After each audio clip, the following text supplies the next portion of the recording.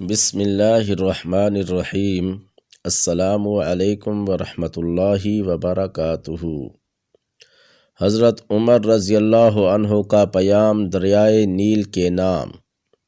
مصر میں زمانہ جاہلیت سے یہ دستور چلا آ رہا تھا کہ جب بھی دریائے نیل ٹھہر جاتا تو ایک حسین اور خوبصورت لڑکی کو قتل کر کے دریا کے حوالے کر دیا جاتا تو دریائے نیل دوبارہ پھر سے حسب معمول چل پڑتا۔ حضرت عمر رضی اللہ عنہ کے دور خلافت میں جب مصر فتح ہوا اور حضرت عمرو بن عاص رضی اللہ عنہ وہاں کے گورنر مقرر ہوئے تو اس وقت بھی حسب معمول دریائے نیل کی روانی ختم ہو گئی اور وہ ٹھہر گیا۔ اس موقع پر حضرت عمرو بن عاص رضی اللہ عنہ سے لوگوں نے اس دستور کا ذکر کر کے اس کے مطابق عمل کی اجازت چاہی تو حضرت عمرو بن عاص رضی اللہ عنہ نے فرمایا کہ یہ جاہلیت کی رسم ہے، ہم ایسا نہیں کریں گے۔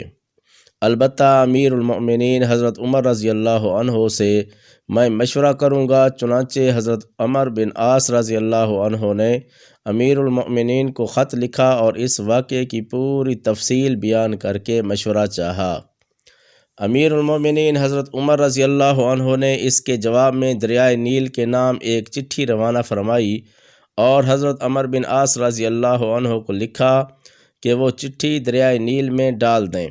اس چٹھی کا مضمون یہ تھا: یہ اللہ کے بندے عمر کی طرف سے دریائے نیل کے نام، اما بعد اگر تو اے دریائے نیل اگر تو اپنی طرف سے جاری ہوتا تھا تو مت جاری ہو، اور اگر اللہ واحد قہار نے تجھ کو جاری کیا تو ہم اسی سے سوال کرتے ہیں کہ وہ تجھ کو جاری کر دے۔